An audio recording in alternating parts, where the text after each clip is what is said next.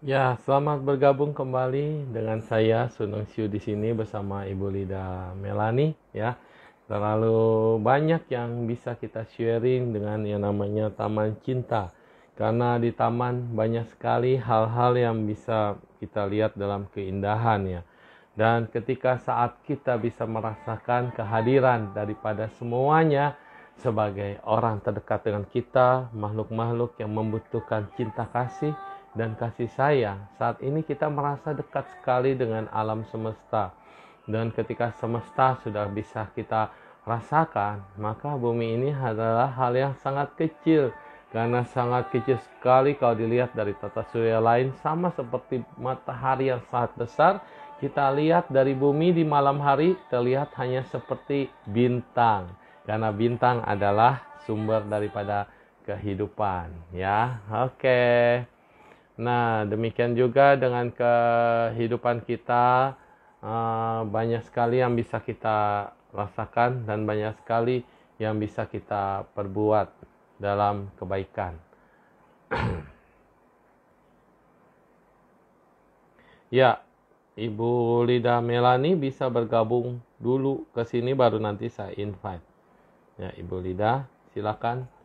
Oke, sudah bergabung. Ya, kita invite lagi beliau. Hari yang indah, hari yang penuh semangat. Dan untuk minggu depan, pengumuman ya untuk minggu depan dari hari Senin sampai hari Sabtu, sepertinya live jam akan berubah karena saya harus ada sembayangan 1 hari. Jadi baru selesai itu jam 5 sore, jam 11 itu masih sembayang, istirahatnya jam 12 tapi nggak tahu sampai jam berapa. Nah, mungkin untuk tayangan minggu depan kita akan menyesuaikan jadwal ya. Terima kasih. Iya, kembali lagi dengan Ibu Lida. Ya, Ibu, kita udah bicara tentang cinta sebagai manusia, cinta sebagai sosok orang yang beragama, yang punya iman, punya keyakinan, dan punya satu ikatan benang antara sesama kita, bahwa kita adalah sama.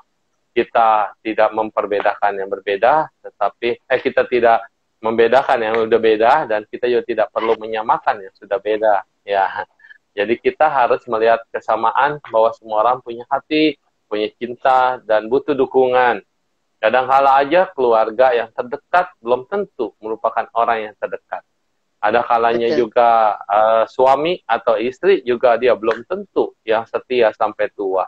Banyak banget yang juga bermasalah dalam rumah tangganya karena dia tidak sadar bahwa di rumah itu banyak tangganya. Jadi suka kesandung.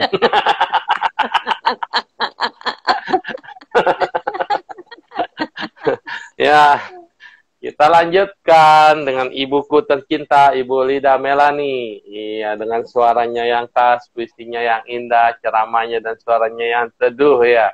Nah, tadi kita udah bicara tentang Taman Cinta. Apalagi nih yang bisa kita bahas nih dalam sesi yang kedua. Tadi udah perjuangan sebagai guru juga sudah. Nah, sekarang sebagai pemotivator. Karena ibu juga bergabung nih dalam pick up gitu kan, juga dalam sekolah untuk komunikasi.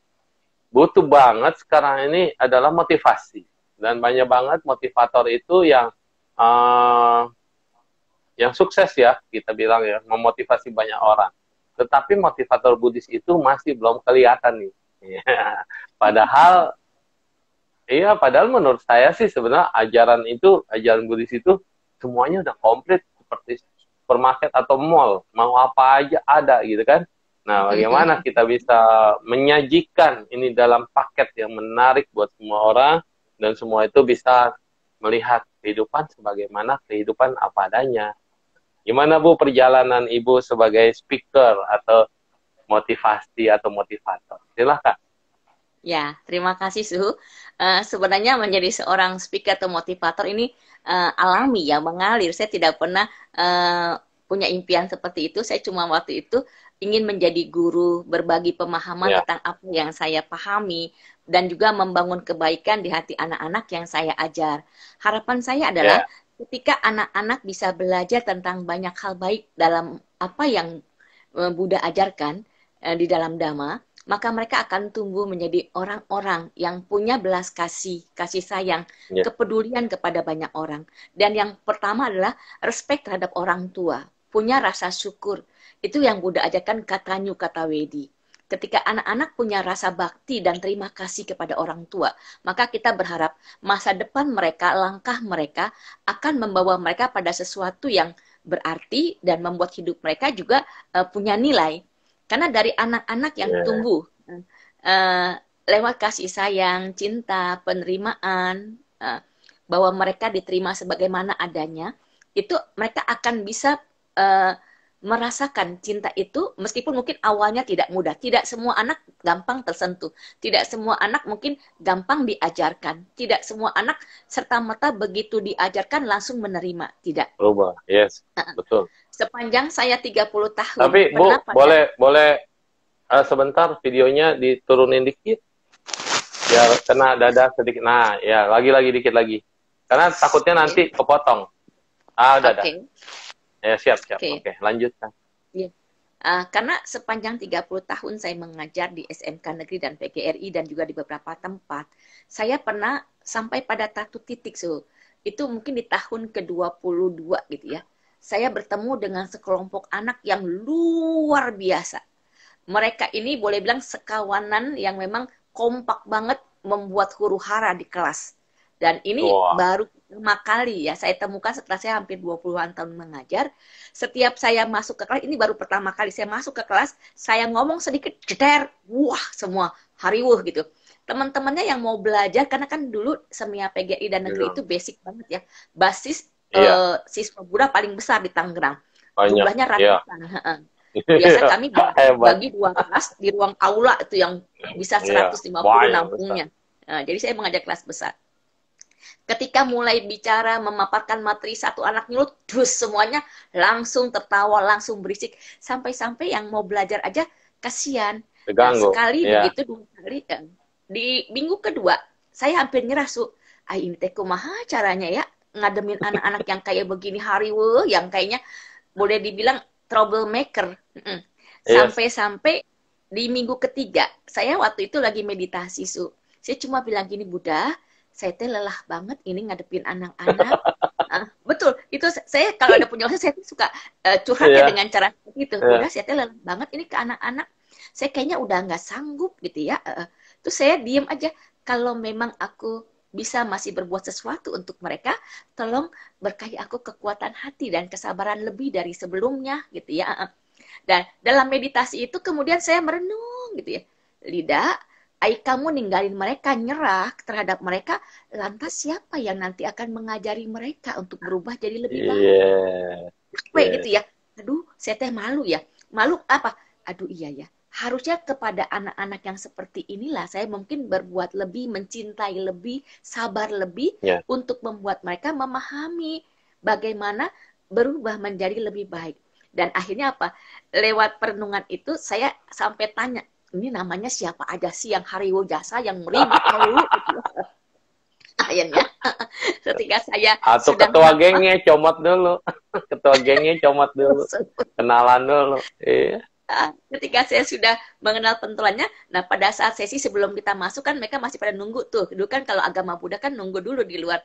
Saya hampir di pentolannya, saya duduk di samping mereka ngobrol, kamu tinggal di mana, kegiatannya hari-harinya apa. Saya ingetin nama dia tuh guru, bener-bener saya ingetin.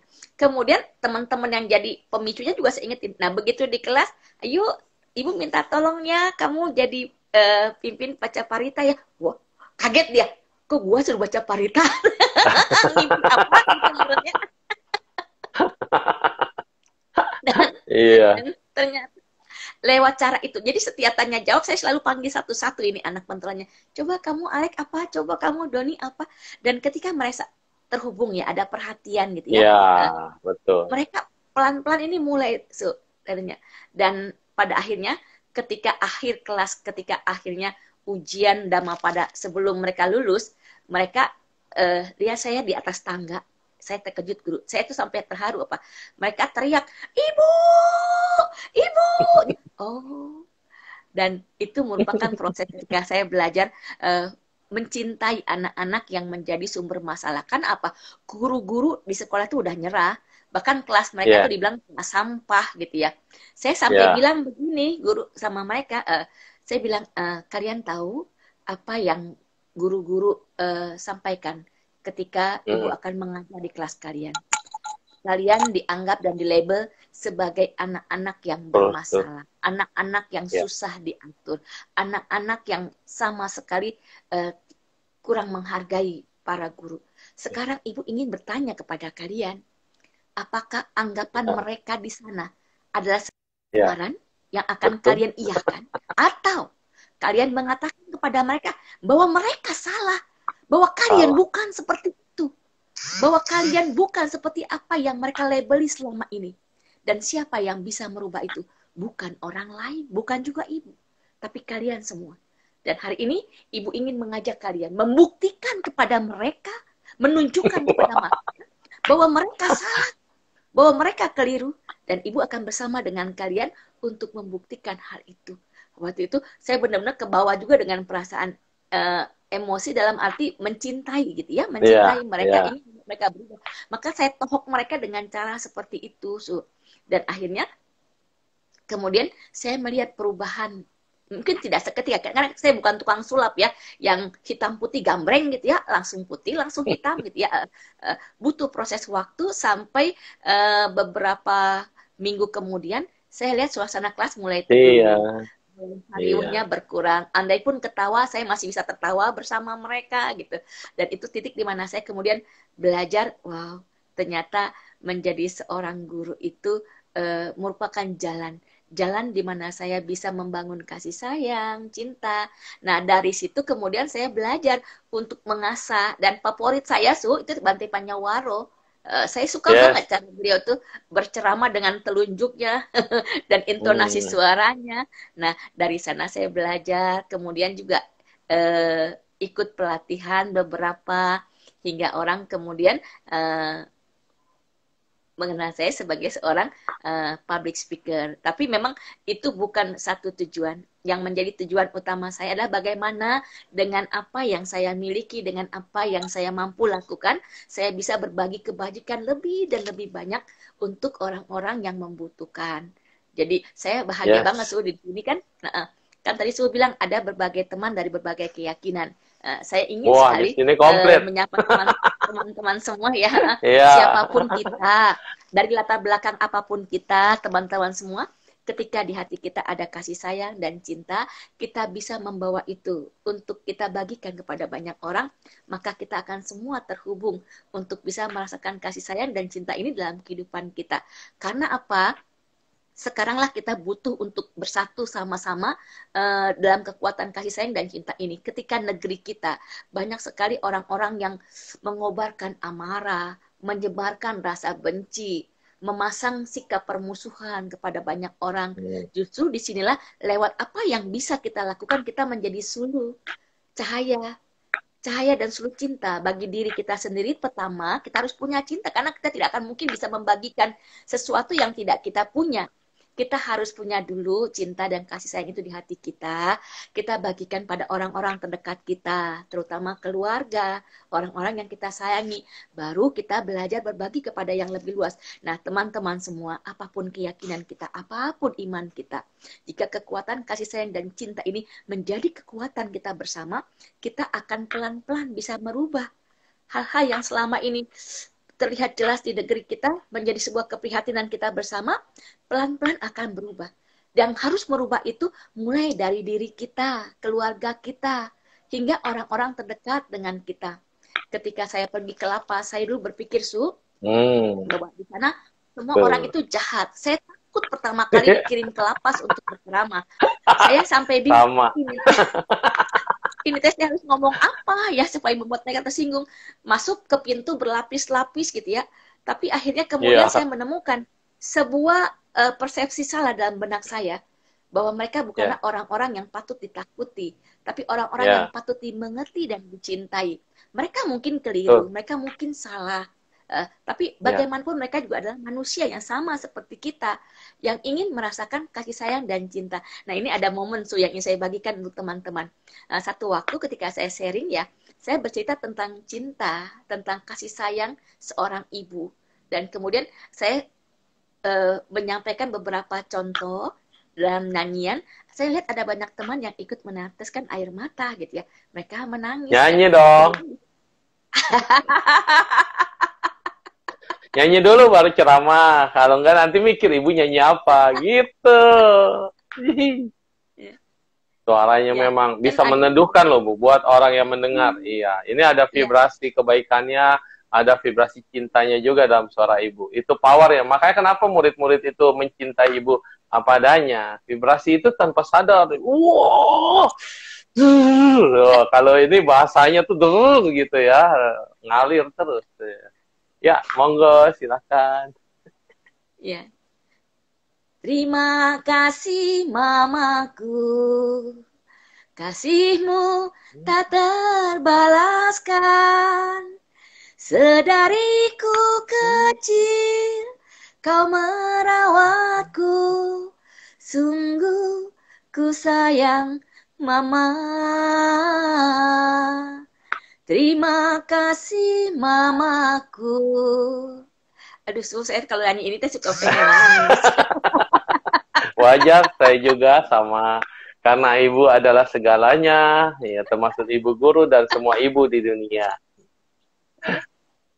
Nah, ketika saya selesai menyanyikan lagu ini dan kemudian menutup sesi, kita kan keliling tuh Su, ya, bikin lingkaran-lingkaran kecil. Kita dengar cerita mereka, ya, curahan hati mereka. Kemudian ada satu orang yang dihukum, hukumnya lama banget Su. Saya tanya, kamu teh di sini karena apa? Saya karena kasus pembunuhan Ibu. Oh, berapa lama kamu dihukum? Lama sekali Ibu. Saat ini apa yang ingin sekali kamu sampaikan jika kamu bisa menyampaikan hati kamu? Karena saya lihat dia kayaknya sedih gitu ya ke bawah dengan apa yang tadi kita sharing. Dia bilang saya ingin sekali bisa meminta maaf pada ibu saya. Saya ingin menyampaikan penyesalan karena apa yang saya lakukan membuat dia menderita. Dan kemudian saya mengatakan kalau saya hari ini bisa mewakili mamahmu dan menjadi orang yang bisa menerima permohonan maafmu, apakah kamu mau menyampaikan itu? Ya ibu, terus dia bilang, saya boleh nggak peluk ibu? Saya kemudian peluk dia, dan dia menangis, dengan kemudian mengatakan, maafkan saya, mama maafkan saya. Dan saya memposisikan saya jadi mama dia, ya sudah, mama memaafkan. Dan ketika itu terjadi, yang di sebelahnya, yang di sebelahnya memperhatikan saya, dan kemudian dia bilang, Bu, boleh nggak saya juga peluk ibu? Oh, oke. Saya peluk dia. Dan kemudian setelah itu yang di sampingnya lagi, saya juga boleh ya peluk ibu. Dan mereka masing-masing udah jadi ibunya anak-anak. Aduh. Dan ini untuk pertama kali saya melihat sisi kemanusiaan yang paling lembut di dalam diri mereka. Bahwa pada hakikatnya mereka juga adalah semua manusia yang punya hati kasih seperti kita. Betul. Dan ketika penggambaran ibu itu kemudian saya sampaikan kepada mereka, maka cinta itu tumbuh di dalam diri mereka. Dan akhirnya semuanya sampai yang paling tua juga bilang, saya boleh ya peluk ibu. Dan itu untuk pertama kali saya memeluk semua napi yang ada di dalam ruangan itu. Binaan sekarang bahasanya. Iya. Jadi kita lihat bahwa sebetulnya ya kalau di Thich Nhat Hanh di Prancis, Plum Village, itu ada hugging meditation, Bu. Jadi hugging meditasi itu adalah meditasi dalam pelukan. Saat kita memeluk seseorang, kita melepaskan semua beban, ya tadi seperti kita bayangkan ibu kita sendiri, orang yang atau musuh kita, orang yang pernah salah, karena kebanyakan yang di Plum Village itu adalah mantan prajurit soldier yang waktu perang Vietnam dan perang-perang Amerika, perang dunia kedua. Itu kan kesalahan mereka adalah karena jadi tentara mau nggak mau kan perang tuh ya. Dan di depan mata sendiri mereka mau nggak mau harus bunuh. Tapi rasa bersalah setelah melakukan pembunuhan yang banyak itu selalu menghantui hidup mereka. Walaupun mereka berbuat kebaikan untuk negara, bela negara, tapi itu dalam kondisi perang, tetap aja korban, kematian ada akibatnya. Dan perasaan bersalah ini menghantui sangat dahsyat. Sehingga waktu diajarkan hugging meditation, saat kita memeluk mereka dan saling berpelukan, membayangkan itu adalah keluarga dari musuh-musuhnya yang pernah dibunuh, keluarga daripada semuanya apa, mereka nangis dan itu keluar semua beban ini, perasaan guilty yang menghantui mereka keluar semua dan mereka pelong. Saat mereka pelong itulah kayaknya hidup baru, dunia baru dengan cinta kasih yang melindungi. Bila cinta ada, langsung Di suasana hati haru. kita. Iya, cinta memang tanpa syarat. Cinta memang sesuatu yang luar biasa, indah, dan bahasa kita ini semuanya nyambung karena cinta. Kalau tidak ada cinta orang tua dari pertama, kita udah gagu. Nggak ada yang ngajarin kita ngomong. Kita pikirnya bahwa Betul. kita gagu dan bisu. Tapi karena ada cinta orang tua, kita belajar bicara, kita belajar jalan, kita belajar bergerak, dan kita belajar untuk semuanya. Termasuk belajar memaafkan. Dan belajar untuk minta maaf. Yang paling susah kan belajar minta maaf. Nah, kita udah salah, tapi nggak mau ngaku salah. Kita sudah salah, tetapi kita nggak merasa salah. Itu dia. Berat banget nih mulut ngomong, I'm sorry. Berat sekali. Iya. Jadi inilah ibu kita. Saya juga punya, kaget pertama kali saya ke lapas pemuda. Itu satu setelah kita ceramah, dia bilang, Koko, Suhu dulu Koko Agus kan? Iya, saya bilang. Benteng, iya.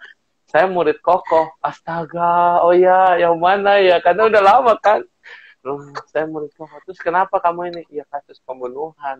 Waktu itu ya tidak sengaja lah ya, karena membela seseorang. Jadi dia melakukan pembunuhan dan dia menyesal sedalam-dalamnya itu. Karena sekali. Ya itulah saya bilang. Kita nanam biji, bijinya satu. Tapi ketika dia sudah ditanam, tumbuh jadi pohon dan berbuah, buahnya nggak cuma satu. Kebaikan juga demikian, kejahatan juga demikian. Kita bunuh paling cuma berapa menit sih? Nggak nyampe 1 menit, nggak nyampe 2 menit. Sekali udah terjadi, kok siksaannya seumur hidup. Panjang, udah mati masih disiksa neraka lagi. Nah itu saya bilang, karena kita nanamnya satu bibit, satu biji. Dan ketika itu berbuah, kita harus menikmati semuanya, harus nggak bisa escape. Yang bisa kita escape adalah, anggap aja tempat pelatihan diri, saya bilang. Tempat ini adalah tempat pelatihan diri. Jangan anggap kamu ini adalah sebagai tahanan yang menghukum kamu, karena di sana kan mereka juga bebas, boleh ke wihara, boleh ibadah, selain jam kerja. Jadi kamu anggap ini tempat pelatihan diri kayak kita di monastery di Fosheyen.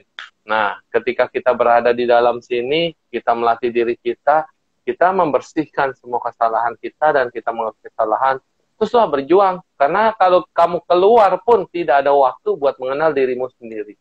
Kamu keluar sudah sibuk dengan kehidupan sehari-hari mencari uang dan segala macam. Saat kamu berada di sini, waktumu banyak, waktumu tidak ada yang ganggu. Betul-betul waktu private. Cobalah melatih dirimu, mengenal dirimu sendiri, bermeditasi, baca buku Dharma, terus berusaha untuk talking, bicara dengan sesamanya, saling mengajar, dan disitulah kebijaksanaan kita akan tumbuh. Mungkin saat nanti kamu keluar, kamu sudah menjadi orang yang sangat bijaksana, orang yang sangat luar biasa. Bahkan orang suci pun tidak ada yang tahu kalau kamu melatih dirinya dengan sungguh-sungguh. Saya dulu di Fosheyen, Bu, itu sama kayak di penjara, nggak boleh keluar, nggak boleh nonton TV, nggak boleh handphone, nggak boleh komputer, semuanya hanya ya itu, baris berbaris, mau makan juga baris, makan nggak boleh bergerak, nggak boleh milih makanan, semua harus dimakan. Tidur ada jam tidurnya, lewat di jam 10 nggak boleh keliaran. Pagi harus bangun, musim dingin kedinginan, baris di depan. Musim panas kepanasan, bajunya tebel, kan tebel kita banyak. Itu militer, dan ya kalau kita bilang menderita, ya menderita. Semua waktunya nggak ada waktu yang buat kita bebas, sebebas-bebasnya untuk diri. Yang ada teman kita yang terbaik adalah buku. Belajar, meditasi, buku, ikut kebaktian, makan, tidur, cuma itu aja setiap hari. Tapi pembelajaran terindah justru di tempat itu, yang kita anggap itu kurungan, yang kita anggap itu penjara. Disitulah kita bisa membebaskan hati kita untuk mencapai suatu tujuan yang lebih.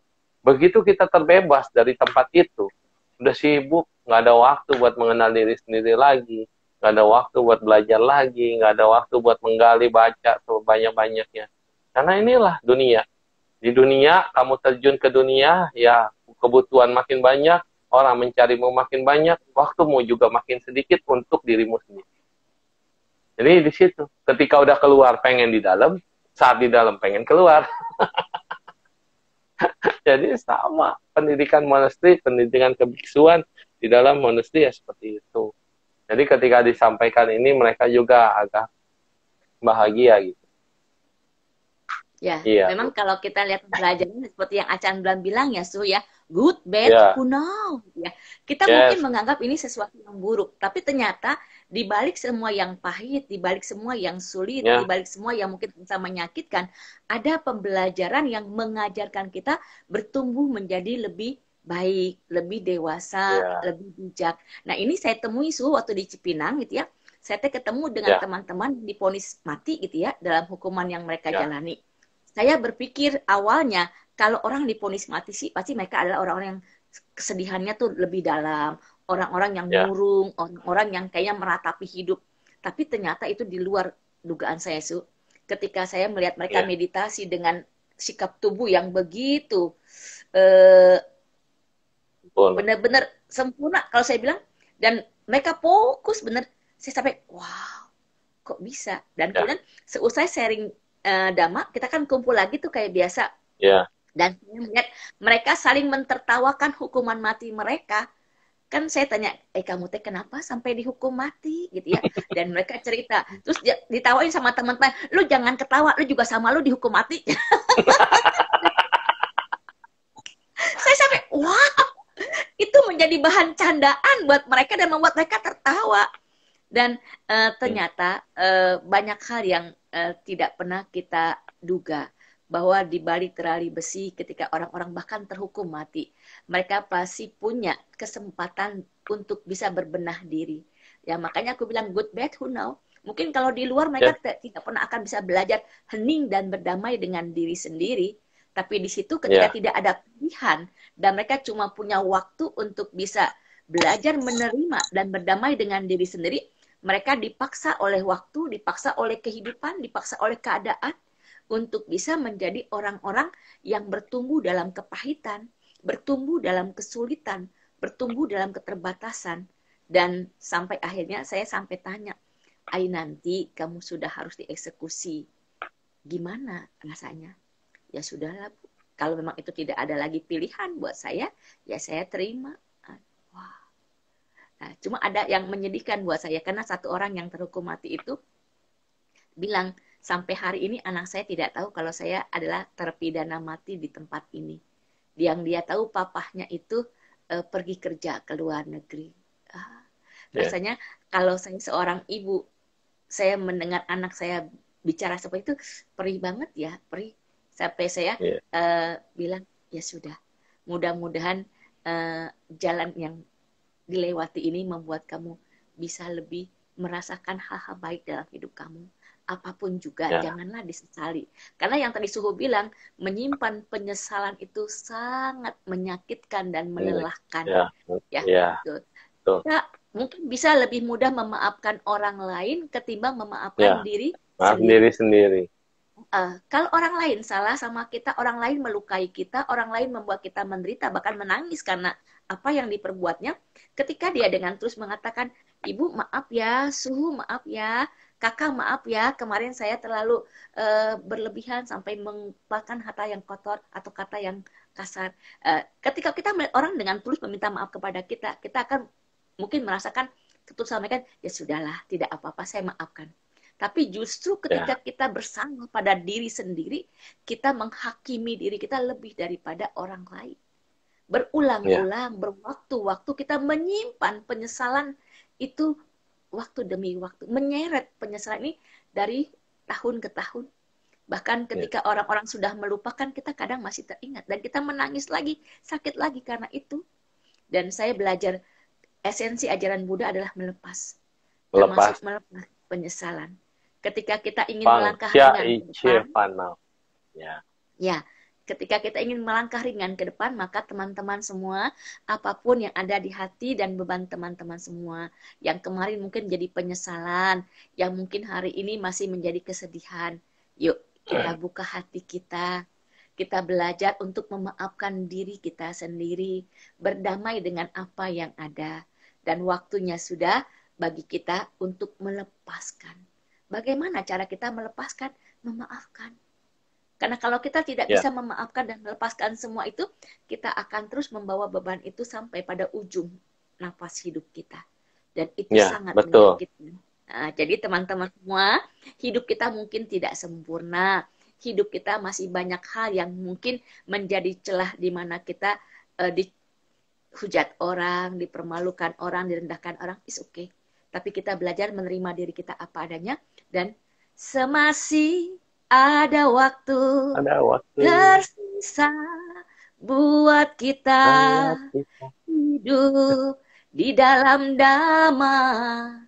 Terasa indah, harusnya kita jalankan damanya.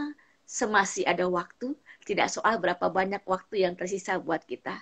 Sehari kah, seminggu kah, sebulan, syukur kalau kita masih bisa bertemu tahun depan.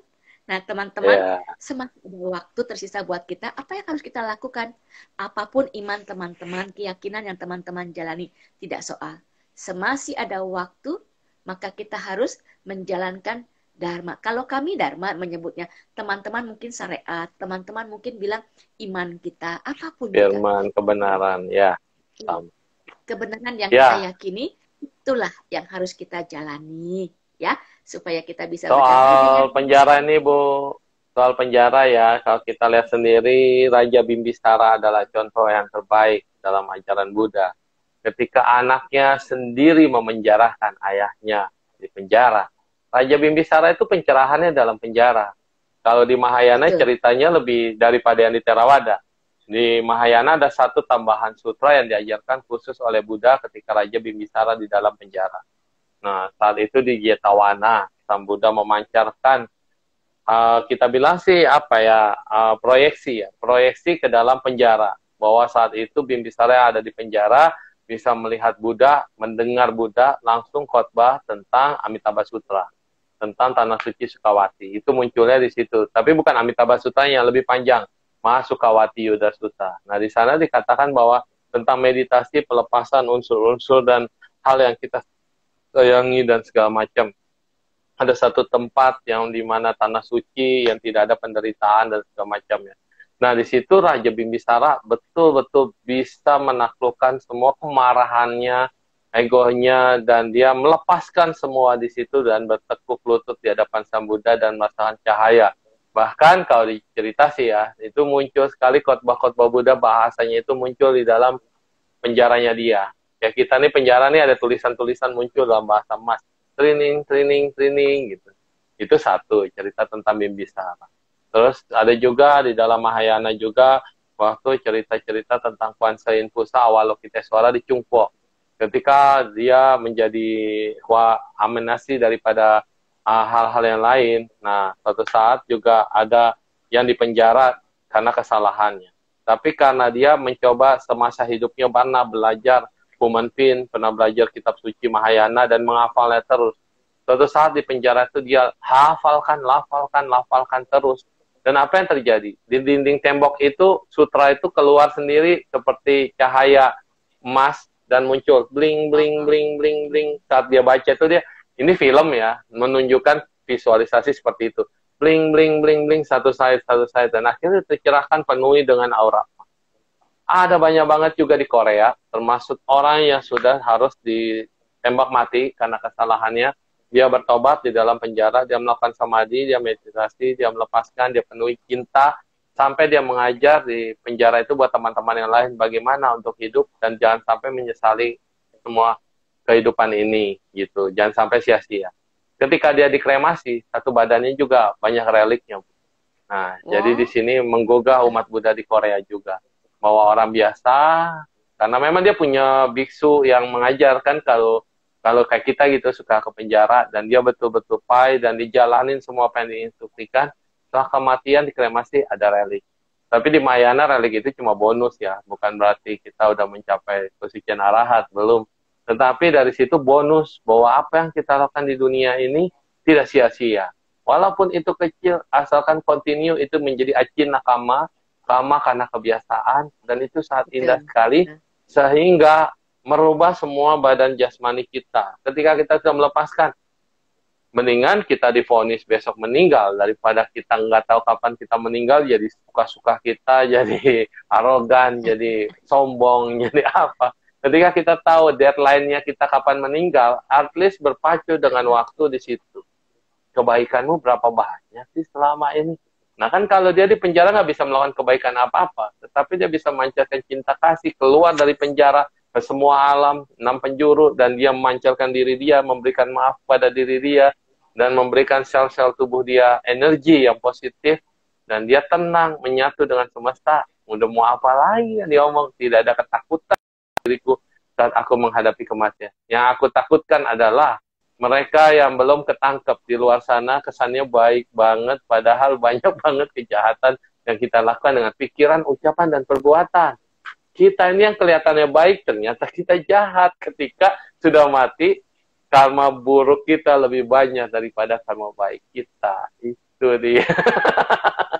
Masalahnya mereka keburu ketangkep. Kita ketangkepnya nanti, udah disidang sama Liam Goong.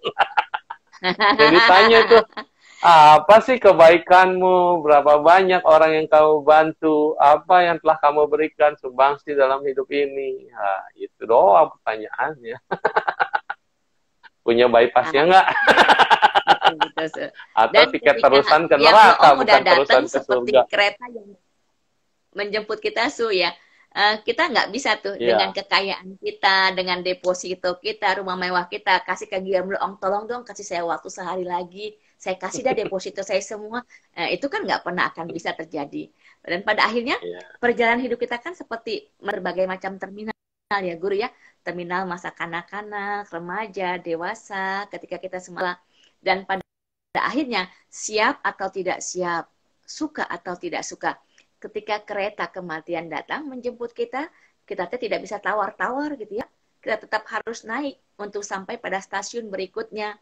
Oleh karena itu yang tadi saya bilang, semasih ada waktu, mari kita gunakan setiap hela napas kita untuk berbagi kebajikan, menabur benih-benih kasih sekecil apapun yang bisa kita lakukan. Dan kalau pernah lagu, itu lagu lama banget, entah so much to do if I only had only time. Yeah. So much to do if I only had time, only time. Ya, begitu banyak hal yang bisa kita lakukan ketika kita punya waktu, dan hanya waktu yang kita punya gitu ya. Nah, sekarang kan kita masih punya waktu ya, napas hidup kita masih ada, jantung kita masih berdetak gitu ya. So, mari kita sama-sama gunakan sisa waktu yang ada ini sebagai sebuah jalan menyempurnakan apa yang harus kita sempurnakan, memperbaiki apa yang harus kita perbaiki, melakukan apa yang harus kita lakukan, tinggalkan penyesalan, lepas semua beban hati dan sampah jiwa kita, dan untuk modal kebajikan kita ketika kereta akan membawa kita ke stasiun berikutnya, mari terus berbagi kasih, menabur kebajikan, dan jadilah orang-orang yang mudah tersenyum di setiap momen kita. Karena senyum itu kebajikan yang kereta senja lah datang menjemput. Iya, betul sekali. Kereta kebaikan. Kalau satu gerbong cuma satu masinis, penumpangnya kosong, itu juga nggak ada artinya ya. Kita jalan-jalan cuma sendirian. Tapi ketika kita bisa membawa banyak orang di dalam satu kereta yang sama, dengan satu tujuan yang sama, dengan sukacita yang sama, kereta itu berjalan, walaupun dia cepat atau lambat, tetapi dalam setiap gerbongnya hanya ada tanda tawa, kebahagiaan, dan mereka punya satu semangat menuju terminal selanjutnya, stasiun selanjutnya. Stasiun kehidupan kita juga demikian. Kita lahir sendirian, meninggal juga sendirian, tetapi percayalah buat orang-orang yang baik, nggak perlu kita khawatirkan. Pada saat kita sering doain orang, saat kita sering memberikan sesuatu yang terindah pada orang, akan kelihatan kok nanti saat meninggal. Saat meninggal ternyata banyak banget yang nganternya, banyak banget yang mengiringinya, banyak banget yang mendoakannya. Ada orang pengen minta nyari biku kemana-mana. Waktu ada seorang meninggal itu, dia udah cari kemana-mana, pas ada acara, semua ada acara, nggak ada yang bisa datang. Terus cari umat juga, kebetulan juga susah dicarinya, nggak dapet. Jadi betul-betul kayak keluarga doanya doa. Nah, tetapi ada yang nggak diumumin, nggak ada diminta-minta, nggak diminta tolong dong baca doa, semua pada datang.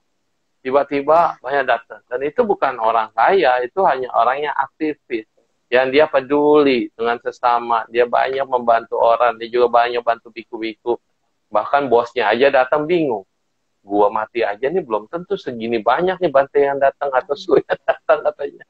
Ini orang siapa? Yang datang banyak banget, umat-umat banyak banget, kenal nggak kenal. Mendoakan kita. Apa sih seandainya nih kita berandai-andai nih. Seandainya nih kita udah meninggal nih ya. Kita udah meninggal. Udah meninggal terus kemudian disidang nih. Kita mau disidang. Seandainya memang kita punya banyak kesalahan yang harus menyebabkan kita jatuh misalnya ya.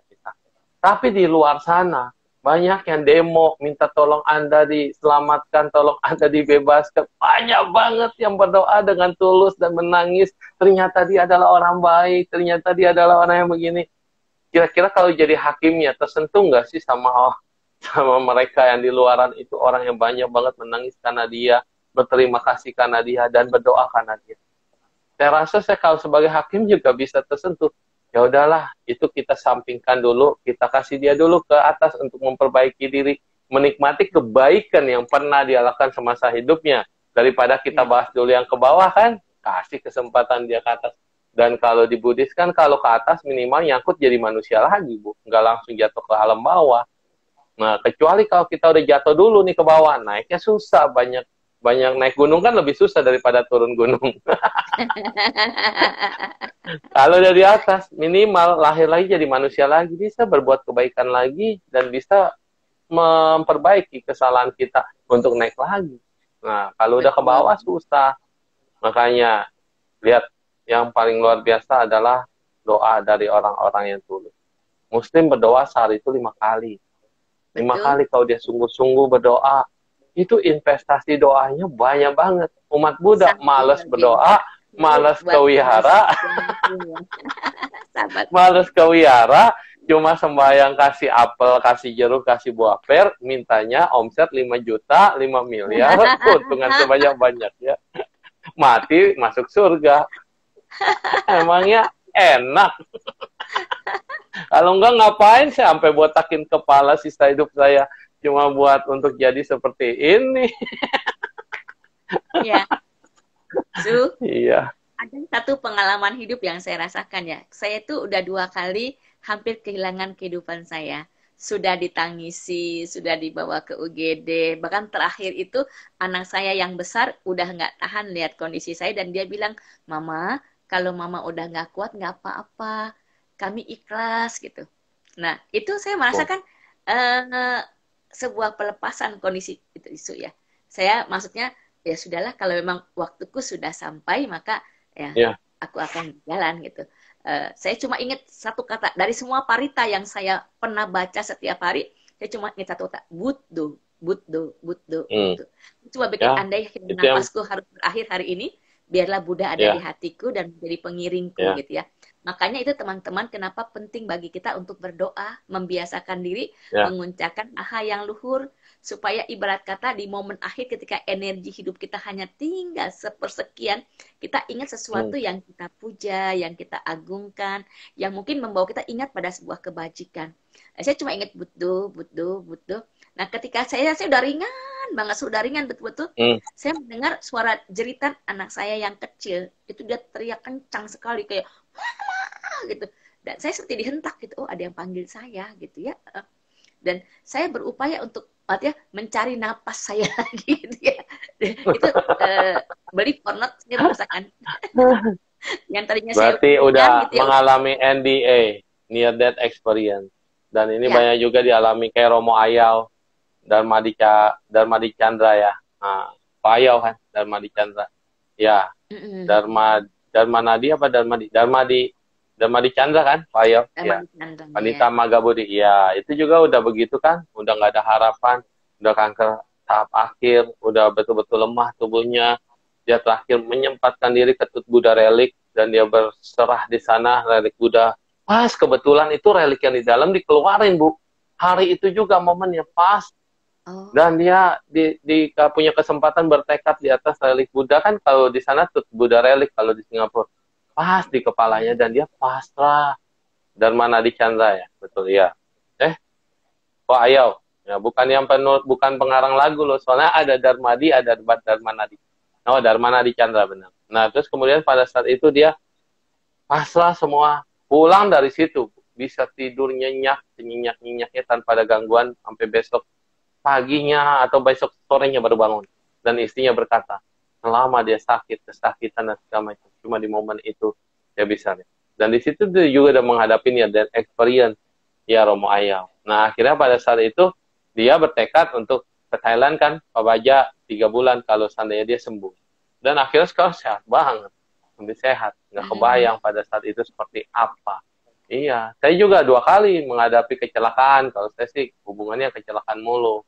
Nah, bisa lewat dan selamat. Terus juga banyak banget tuh yang kayak ibu juga, kayak mami saya lah. Waktu sakit kena liver, kanker, udah kuning semua satu badan. Dia lewatin lorong terus banyak tangan-tangan mau ambil, udah masuk ke cahaya, udah lihat warna pink semua katanya, ranjangnya warna pink, bunga-bunganya bagus banget. Tiba-tiba dia dengar kaset Parita, yang Parita itu. Terus dengar suara saya, akhirnya dia balik lagi. Ya, terus sembuh dari sakitnya. Ini adalah hal-hal yang artinya sih sebenarnya kita tuh dikasih kesempatan untuk lahir kembali, menjalankan kebaikan. Misi kita belum komplit, belum diterima Bu Ya, di sono. ya, Kontrak itulah kenapa diperpanjang. saya bersyukur sekali karena semesta ya memberikan kesempatan kepada saya untuk memperbaiki apa yang masih saya harus perbaiki dan melakukan Ya, apa yang masih bisa saya lakukan. Itu sebabnya saya selalu berpesan kepada anak-anak saya ataupun saudara-saudara saya dan juga mungkin bagi kita semua yang ada di sini, jangan pernah menyia-nyiakan setiap helaan napas kita. Setiap helaan ya, napas yang terhembus itu berarti dan sangat-sangat berharga buat kita. Kalau saja waktu itu betul. mungkin saya tidak mendengar cerita anak saya dan sudah selesai, saya tidak akan bisa bertemu suhu hari ini, bisa bertemu dengan teman-teman, ya. Bisa Ntar berbagi tiba-tiba, pengalaman. itu tahun berapa Bu? Tahun berapa? Sekitar mungkin 8 tahun yang lalu ya. Dan Oh, 8 8 tahun tahun lalu yang itu yang lalu. membuat saya punya adi tanah suhu. Saya kemudian selesai saya bisa bangun kembali, sehat kembali. Saya bernamaskara di altar Buddha dan kemudian saya menyampaikan Buddha, izinkan di sisa nafas hidupku, aku melayanimu sebatas yang aku bisa. Dan itulah Ya, yang saya sama sama lakukan. kok Ayah, begitu tekad dia. Jadi kalau memang dia masih dikasih kesempatan lagi untuk keluarga bisa berkumpul lagi, dia akan mengabdikan hidup dia untuk itu. Ya, saya juga Ya. sama dengan pengorbanan yang udah kita lewati kesempatan ini ya, dulu ya bersama Bante Agaripo, saya timpa. Ya, apalagi yang mau ditunggu? Kita jangan sampai nunggu udah dijemput duluan, terus kemudian baru nyesel, ya kan? Betul. Nah, inilah keindahan hidup. Ya, bunga-bunga di taman itu akan selalu indah kalau kita mau merawatnya, kalau kita mau menyiraminya, dan kalau kita terus bisa memberikan harapan sampai bibit-bibit kecil untuk tetap tumbuh dan jangan dicabut. Jangan pernah mencabut bibit kebaikanmu sebelum dia menjadi pohon yang besar dan berbuah, karena di saat itu kamu akan menikmati buahnya. Kalau masih kecil udah dicabutin, ditebangin, dan kamu tidak pernah mendapatkan buahnya, akhirnya kita komplain. Saya udah banyak bikin kebaikan, setiap hari bikin kebaikan, kok malah tambah begini sih hasilnya, gitu kan. Tidak puas. Ya, karena pohonnya belum berbuah. Ojo sabar, toh. Baru nanam, udah emergency baru nanam, baru sibuk. Ya, gitulah orang maunya ekspres. Ya, Bu, boleh untuk closing entries? Cepet banget ya. Udah habis lagi waktunya. Ya, apa harapan Ibu untuk kita semua nih di sini dalam vibrasi kebaikan? Ya, kita menggetarkan Oke, kebaikan setiap hari. Ya, teman-teman semua, bersyukurlah ketika kita masih punya kehidupan lewat nafas yang masih kita miliki. Dan satu hal, vibrasi kebaikan ini harus terus kita sebarkan. Jadi kalau kita, setiap hari minimal melakukan 3 kebajikan, dan 3 kebajikan ini kita berikan kepada 3 orang. Kemudian 3 orang lagi melakukan kebajikan yang lain dalam bentuk yang mereka bisa lakukan, dan semua melakukan hal yang sama. Saya teh merinding. Maka kebajikan akan menjadi atmosfer yang membahagiakan bagi semua orang. Bayangkan jika di sebuah negeri, negeri kita tercinta, vibrasi kasih ini bisa tersebar kepada lebih banyak hati, tersebar pada lebih banyak orang-orang yang kita kasihi, bahkan orang yang tidak kita kenali. Siapapun mereka, apapun keyakinan mereka, apapun suku mereka, tidak soal. Karena vibrasi kasih dan cinta ini yang akan menyatukan kita sebagai sesama manusia untuk saling mencintai, saling berbagi, dan akhirnya membuat bahagia. Terima kasih. Kalau di bisnis ada multi level marketing, kenapa kita di kebaikan tidak ada MLM? Barusan yang Ibu lakukan adalah MLM kebaikan. Kalau di asuransi ada investasi, kenapa kita di kebaikan nggak ada investasi kebaikan? Justru ada. Apa yang kita lakukan ini adalah bukan saat ini juga langsung berbuah, kecuali itu ekspres. Bahkan kalau kita berdana ke Arahat aja paling lama nunggu 7 hari, ya kan? Nah, apalagi kalau kita berdana kepada orang yang biasa saja, pasti butuh waktu. Tetapi tenang, waktu itu sekarang cepet banget. Udah lewat setahun, lewat lagi setahun, lewat lagi 2 tahun. Dan saatnya yang terindah akan datang ketika kamu sudah merasakan panen kebahagiaan. Dan ingat ya, ketika karma buruk berbuah, nah karma buruk Anda nih yang hitam nih berbuah, dia tidak pernah sendirian. Di balik itu selalu ada karma baik yang berbuah. Jangan pernah berpikir karma itu berbuah tunggal. Artinya, saat karma baik berbuah, hanya karma baik doang yang berbuah. Di balik itu tetap ada karma buruk yang berbuah secara berbarengan dan bersamaan. Bedanya, beratan yang mana? Nah, beratan yang ini, maka kelihatannya akan lebih berat yang hitam karena lebih banyak, tapi ternyata yang putih juga backup. Misalnya, Anda kemudian diserempet orang. Padahal kejadiannya harusnya Anda ditabrak ringsek dan Anda meninggal. Tapi karena kebaikan itu berbuah saat berbarengan, saat keburukan itu berbuah, Anda cuma keserempet doang.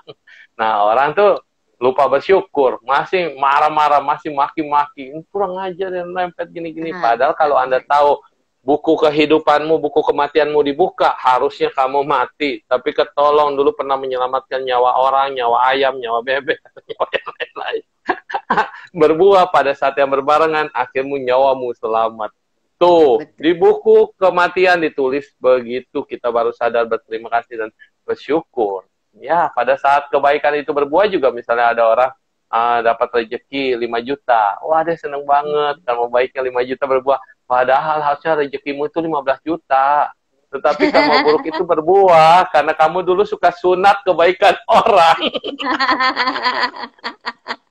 Suka disunatin, akibatnya karma baiknya 15 juta harusnya turun, bosnya berubah pikiran. Mau dana tadinya 15 juta, nggak jadilah, udah 5 juta aja. Maka jangan pernah nyunat-nyunatin rezeki orang. Betul. Ya. Ya, itulah. Ada lagi puisi yang mau dibacakan? Masih ada 6 menit.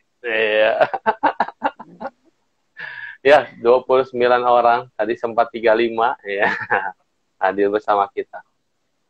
Ya, terakhir ending closing, Bu. Silakan. Apabila masih ada nyanyian, puisi, atau renungan buat kita. Ya, saya hebat kalau ibu kita ini multi talent. Ya. Waktu ketika dia membawa kita melewati perjalanan panjang, banyak air mata yang tersisa, banyak penyesalan yang terasa, namun waktu pula yang membawa kita pada pemahaman bahwa hidup memang tidak sempurna. Waktu itu pula yang mengajarkan kita untuk menjadi lebih bijaksana. Seberapa waktu yang kau punya tidaklah soal, karena lewat waktu itulah engkau bisa berbuat sesuatu yang bisa membuatmu melepas penyesalan, melepas kesedihan, melepas ratapan, dan engkau akan bertemu pada hening di mana hatimu menjadi begitu bening, dan engkau akan melihat ke dalam bahwa sesungguhnya waktu memberikan kita kesempatan begitu banyak, begitu tak terhingga, hanya kadang kita lupa. Karena semesta begitu berlimpah kasihnya kepada kita. Bahkan ketika kita tidak punya apa-apa, waktu memberikan kita kesempatan untuk menjadi apa yang seharusnya kita menjadi. Sayangnya kita terkadang terlalu naif, menyia-nyiakan waktu, melakukan hal-hal yang kita sesali, menyia-nyiakan waktu, membuat kita menangisi dan meratapi. Namun hari ini waktu masih menjadi milik kita. Bersyukurlah untuk waktu yang engkau miliki dan gunakan itu agar engkau bisa mensyukuri bahwa waktu berharga buat kita semua. Terima kasih. Waktu juga yang akan memisahkan kita dan waktu yang mempertemukan kita. Karena ada waktu untuk bersama selalu berbuat kebaikan, maka kebaikan itu akan selalu menjadi milikmu. Saat engkau memberikan sesuatu yang terbaik pada orang lain, maka orang lain juga akan memberikan yang terbaik dalam hidupnya untuk diri kita. Saat kita membahagiakan orang lain juga yang akan selalu memberikanmu, menyokongmu, menopangmu di dalam ketika kita merasakan kesedihan. Ketika kita telah juga menghargai waktu, maka waktu ini tidak pernah akan meninggalkanmu, tapi kamu yang selalu lupa akan waktu. Dan waktu ini tetap selalu tepat waktu.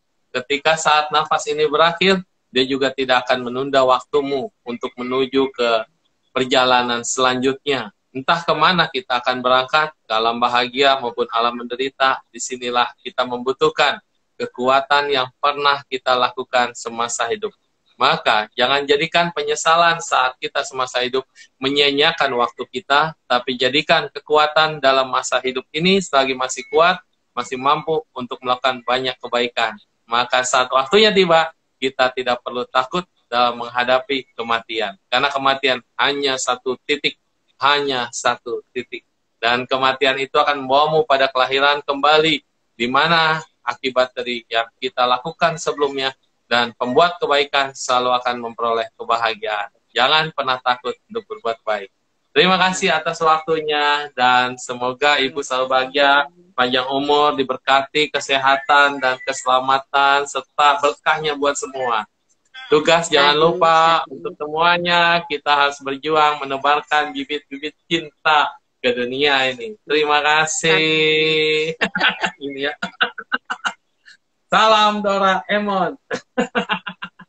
Berbahagia selalu.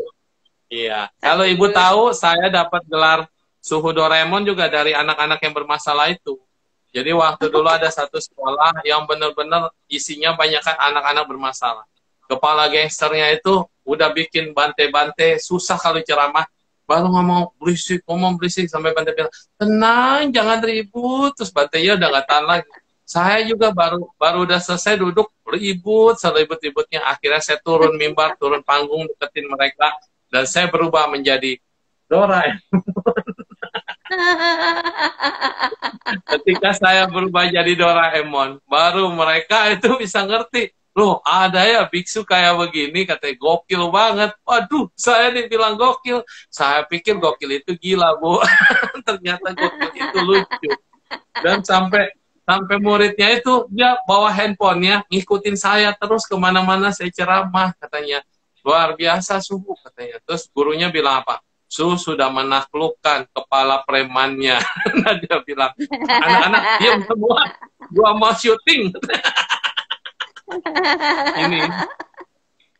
Keren. Jadi ternyata mau menyentuh orang, sentuhlah hatinya. Dan ketika dia sudah tersentuh, dia akan berubah. Dan luar biasa. Terima kasih. Sampai jumpa. Salam kebaikan. Indonesia maju. Semoga semua makhluk hidup berbahagia.